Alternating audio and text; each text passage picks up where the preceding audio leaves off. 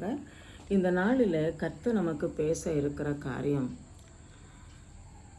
நம்மை மேன்மைப்படுத்துகிற கர்த்தர் என்கிற தலைப்பின் கீழ் சில காரியங்கள் நம்முடைய நேரத்துக்கு ஏற்றபடியாக பேச விரும்புகிறேன். அதில் தாவீதுக்கு கிடைத்த மேன்மை, தாவீதின் இளமை பருவம் நெருக்கப்படுகிற காலம் என்றிருந்தாலும் கர்த்தரை கனம் பண்ணுகிற தேவ மனிதனாக சிறு வயதிலேயே காணப்பட்டார். கர்த்தருக்கு துதி பாடுதல், பாடி கர்த்தரை மயப்படுத்துகிற இசைத்து பாடல்கள் பாடி அதை வெளியிடுவது, இப்படி இன்றைக்கு அந்த சங்கீதங்கள், அவர் எழுதியிருக்கிற சங்கீதம், நம்ம சங்கீத புஸ்தகத்தில் 150 சங்கீதங்கள் இருக்கிறது. அதில் 75 சங்கீதங்களுக்கு மேலாக தாவீது ராஜா எழுதினது மட்டுமல்ல, இந்த சங்கீதங்கள் எல்லா சங்கீதமுமே தாவீதுனாலும் சரி, மற்ற சங்கீதங்கள்னாலும் சரி, சங்கீத புஸ்தகம் எல்லாருக்கும் மிக பிரயோஜனம் கொடுக்கக்கூடியதாக இருக்கிற நேரத்துக்கு ஏற்றபடியாக கர்த்தர் தம்முடைய வசனங்களின் மூலமாக உணர்த்தவும் பலப்படுத்தவும் செய்கிறதான ஒரு புஸ்தகம். அதிலே தாவீது மிக ஒரு முக்கிய பங்கு வகித்திருக்கிறதை அறிகிறோம். இந்த தாவீதை கர்த்தர் இள வயதிலேயே ராஜாவாக அபிஷேகம் பண்ணினார். ஏற்கனவே இஸ்ரவேலிலே ராஜாவாக ஏற்படுத்தப்பட்ட சவுல் ராஜா இருக்க நிலையிலே சவுலின் கீழ்ப்படியாமை தேவன் அவரை புறக்கணிப்பதற்கு ஏதுவாச்சு. அதனால தாவீதை தேவன் ராஜாவாக அபிஷேகம் பண்ணினார். அபிஷேகம் பண்ணப்பட்ட உடனே அவர் ராஜாவாகவில்லை. இடையிலே அநேக இடையூறுகள், அதை இன்றைக்கு நான் விளக்கம் சொல்லவில்லை. இந்த இடையூறுகள் வந்திருந்தாலும் கர்த்தருடைய திட்டத்தை தாவீதுக்கு கர்த்தர் நிறைவேற்றினார். இதே போல கர்த்தர் நம்மை தெரிந்தெடுத்திருக்கிறார். கர்த்தர் நம்மை ஆசீர்வதிப்பேன் என்று வாக்கு பண்ணி இருக்கிறார். அநேக வாக்குத்தத்தங்களை கர்த்தர் நமக்கு தந்திருக்கிறார். என்றிருந்தாலும் சில வேளைகளில் வாழ்க்கையில் வருகிற கொந்தளிப்புகள், இடையூறுகள் நம்மை சோர்வடைய பண்ணும். ஆனால் கர்த்தர் நம்முடைய யுத்தங்களை நடப்பிக்கிறவரும், கர்த்தர் நமக்கு வெற்றியை தருகிறவரும் மேன்மைப்படுத்துகிறவருமாகிய தேவன் என்பதை நாம் விசுவாசித்து எப்போதும் எந்த சூழ்நிலையிலும் கர்த்தரை தேடி, கர்த்தரை கூப்பிட்டு அவர் பிரசன்னத்தை நாடி வாழ வேண்டும் என்று கர்த்தர் நமக்கு அறிவிக்கிறார். இது தாவீதின் வாழ்க்கையிலே மிக முக்கியமாக நாம் அறிந்து கொள்ள முடியும். தாவீது அவருடைய ராஜ்ய பாரம் கிடைத்த நாட்களிலே ஏற்கனவே அவர் சவுலின் கீழ் இருக்கும் போதும் கோலியாத்தை முறியடித்தார். பல யுத்தங்களிலே வெற்றி கிடைக்க பெற்றார். இவர் ராஜாவான பின்பு இவருக்கு பெலிஸ்தியர் எதிர்த்து வந்தார்கள் என்று 1 நாளாகமம் புஸ்தகம் 14ஆம் அதிகாரம் 1 நாளாகமம் 14ஆம் அதிகாரம் 2ஆம் வசனத்திலே சொல்லப்படுகிறது. கர்த்தர் தன்னை இஸ்ரவேலின் மேல் ராஜாவாக திடப்படுத்தி இஸ்ரவேல் என்னும் தம்முடைய ஜனத்து நிமித்தம் தன்னுடைய ராஜ்யத்தை மிகவும் உயர்த்தினார் என்று தாவீது அறிந்து கொண்டார். தாவீது ராஜாவான நிலையிலே என்னென்ன ராஜ்யத்தில் செய்யப்பட வேண்டுமோ அனைத்தையும் அவர் சீர்படுத்தினார். குறிப்பாக உடன்படிக்கை பெட்டி இருக்க வேண்டிய இடத்துல நிலைப்படுத்தினார். கர்த்தருடைய ஆலயம் கட்டப்பட வேண்டும் என்பதற்காக அவர் மிகவும் பிரயாசப்பட்டு பொருட்களை சேர்த்தார். இப்படியெல்லாம் இருக்கும் நிலையிலே இந்த ராஜ்யத்திலே தாவீதை கர்த்தர் உயர்த்தினார். மட்டுமல்ல, அதை கர்த்தர் தாவீது அறிந்து கொள்ளும்படிக்கும் செய்தார்.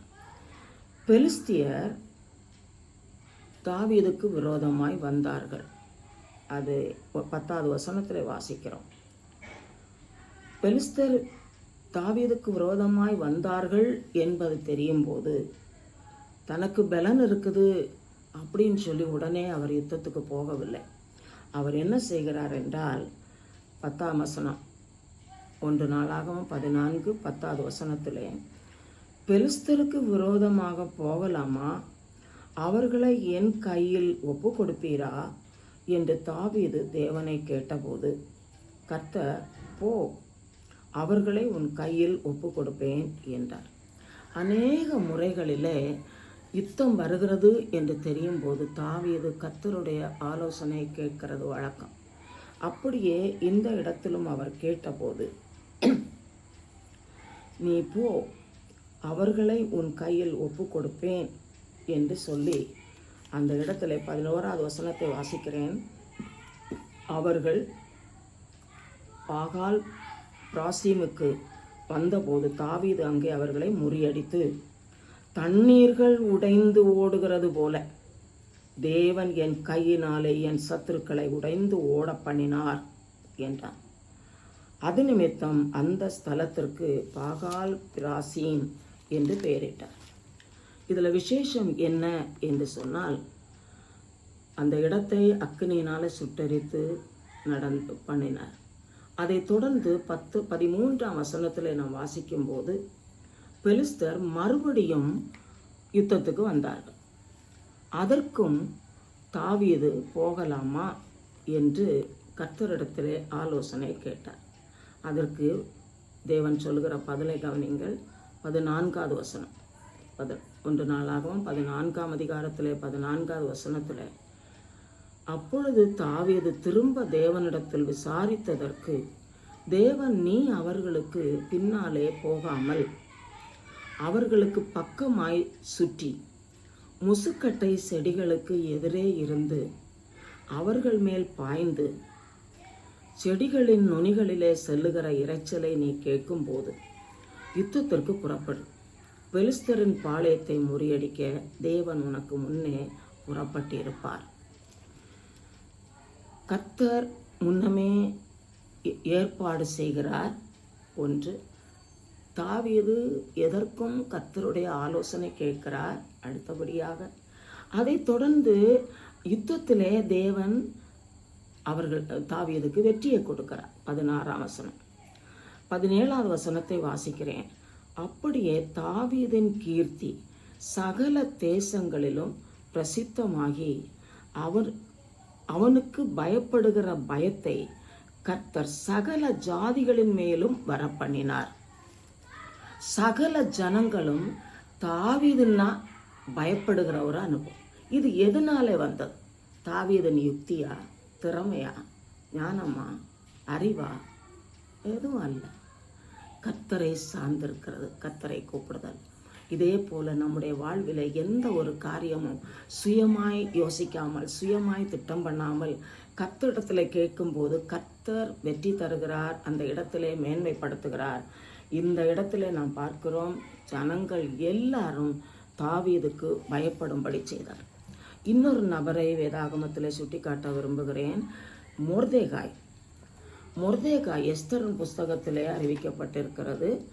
மொர்தேகாய் இஸ்ரவேல் யூதா ஜனங்கள் பாபிலோனிலே சிறைப்பிடிக்கப்பட்டு வந்ததிலே வந்தவர். அங்கே பின்பு அது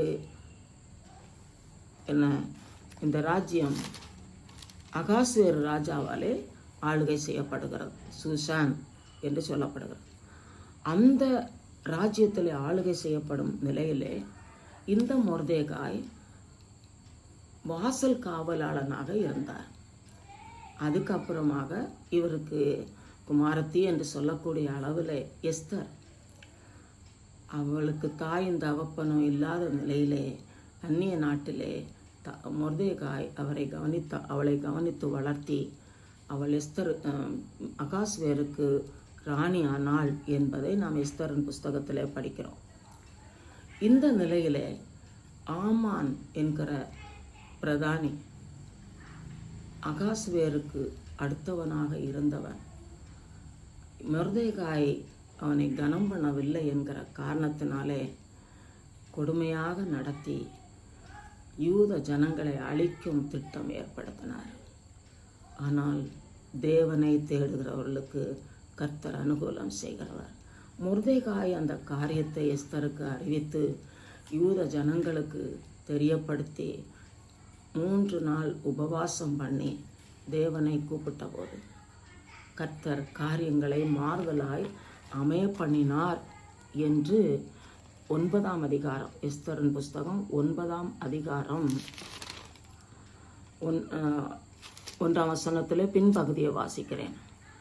யூதரின் பகைஞர் அவர்களை மேற்கொள்ளலாம் என்று நம்பினார்களே, அந்நாளிலே தானே யூதரானவர்கள் தங்கள் பகைஞரை மேற்கொள்ளும்படிக்கு காரியம் மாறுதலாக முடிந்தது. அல்லேலூயா. நாம் இதை பல நாட்கள் ஜெபம் பண்ணி கொண்டிருக்கிறோம். இந்த நாட்களில் உள்ள சம்பவங்கள் எல்லாம் காரியம் மாறுதலாய் அமைய பண்ண வேண்டும் என்று ஜெபம் பண்ணுகிறோம். கர்த்தர் இந்த வசனத்தை தந்தார். நான் தெரிந்து கொள்ளவில்லை. கர்த்தர் நமக்காக யுத்தம் பண்ணுவார். நம்முடைய காரியங்களும் நம்முடைய தேசத்தின் காரியங்களும் எல்லா நிலைகளிலும் கர்த்தர் வெற்றியை தர கர்த்தர் நம்ம கூட இருக்கிறார். கர்த்தரை தேடுகிறவர்கள், அவரை கூப்பிடுகிறவர்கள் மேன்மைப்படுத்தப்படுவார்கள். அவரை கூப்பிட்டவர்கள் கைவிடப்பட்டதே இல்லை. இந்த மொர்தெகாய்க்கும் எஸ்தருக்கும் யூதருக்கும் கிடைத்த பாக்கியம். அதனாலே ஆமானும் அவனை சேர்ந்தவர்கள் அதை சேர்ந்து யூதருக்கு எதிராய் செயல்பட்ட எல்லாரையும் அழித்து போட்டார் என்று இந்த 9ஆம் அதிகாரத்திலே சொல்லப்படுகிறது. அடுத்தது 3ஆம் வசனம், 9ஆம் அதிகாரம் 3ஆம் வசனத்தில் வாசிக்கிறேன்.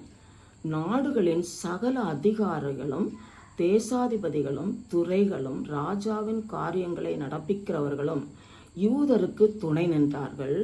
மொர்தெகாயினால் உண்டான பயங்கரம் அவர்களை பிடித்தது. மொர்தெகாயை குறித்த பயம் ஜனங்களுக்கு உண்டானது என்று சொல்லப்படுகிறது. மொர்தெகாய் ராஜாவுக்கு அடுத்த ஸ்தானத்திலே ஏற்படுத்தப்பட்டார். யூதருக்குள்ளே பெரியவனும் தன் திரளான சகோதரருக்கு பிரியமானவனுமாய் இருந்ததும் அன்றி தன் ஜனங்களுடைய நன்மையை நாடி தன் குலத்தாருக்கெல்லாம் சமாதானம் உண்டாக பேசுகிறவனுமாய் இருந்தான் என்று 10ஆம் அதிகாரம் 3ஆம் வசனத்திலே சொல்லப்படுகிறது. கர்த்தர் இந்த காரியங்களை நாம் ஜெபித்து கொண்டிருக்கிற எந்த ஒரு காரியமாய் இருந்தாலும் கர்த்தர் இதை நமக்கு பேசுகிறார். இந்த காரியத்தை கைகூடி வர பண்ணுவார். அவருடைய வார்த்தை அவர் தருகிறார் என்றால் அது பொய் ஆகாது. இன்னும் ஒரு வசனத்தை வாசிக்கிறேன். யோவான் எழுதின சுவிசேஷம் 7ஆம் அதிகாரம் 38வது வசனம். நான் அடிக்கடி வாசிக்கிற ஒரு வசனம். கர்த்தர் இன்றைக்கு தருகிறார். 7ஆம் அதிகாரம், யோவான் 7ஆம் அதிகாரம் 38வது வசனம். வேத வாக்கியம் சொல்லுகிறபடி என்னிடத்தில் விசுவாசமாயிருக்கிறவன் எவனோ அவன் உள்ளத்திலிருந்து ஜீவ தண்ணீர் உள்ள நதிகள் ஓடும். நம்ம எல்லாரும் பரிசுத்தாவி பெற்றவர்கள் என்றால் பரிசுத்தாவியின் நிறைவிலே வாழ வேண்டும். பரிசுத்தாவியின் நிறைவு உள்ளே ஊற்றப்படுகிறது. அது நதி போல பாய்கிறது. நாளாகம புஸ்தகத்திலே நம்ம படித்தோம், உடைந்து ஓடுகிற தண்ணீர் போல தாவீதுக்கு வெற்றி கிடைத்தது. இதுபோல கர்த்தர் நமக்கு யுத்தத்திலே ஜெயம் தருகிறவர். உடைந்தோடி போடுற அனுபவம் அது வேற சுயபலத்தினாலோ முயற்சியினாலோ வரக்கூடியதல்ல. கர்த்தரை சார்ந்து கொண்டு கர்த்தருடைய கிருபைக்காய் காத்திருந்து அவருடைய யோசனைகளை தாவீது கேட்டது போல அவரிடத்தில் கேட்டு, மொர்தெகாய் எஸ்தர் கேட்டது போல, யூதர்கள் கேட்டது போல கர்த்தரிடத்தில் நாமும் கேட்க கர்த்தர் நமக்கு கிருபைகளை தந்திருக்கிறார். பரிசுத்தாவியின் வல்லமையை தந்திருக்கிறார். அந்த பரிசுத்தாவியின் வல்லமை பெரிய அதிசயங்களை செய்யும். நம்மை மேன்மைப்படுத்தும், நம்முடைய தேசத்தை ஆசீர்வதிக்கும். நாம் ஜெபிக்கிறதிலும் வேண்டிக் கொள்ளுகிறதற்கும் மிக அதிகமான காரியங்களை நடப்பிக்கும். அதனாலே நாம் செய்ய வேண்டியது என்ன? கர்த்தரை மட்டும் கூப்பிட வேண்டும். கர்த்தர் நம்முடைய காரியங்களை விசாரிக்கிறார் என்ற விசுவாசம் நமக்கு இருக்க வேண்டும். கர்த்தரை தேடுகிறவர்களுக்கு அவர் பதிலளிக்கிறார். ஜெபம் பண்ணுவோம். அல்லேலூயா.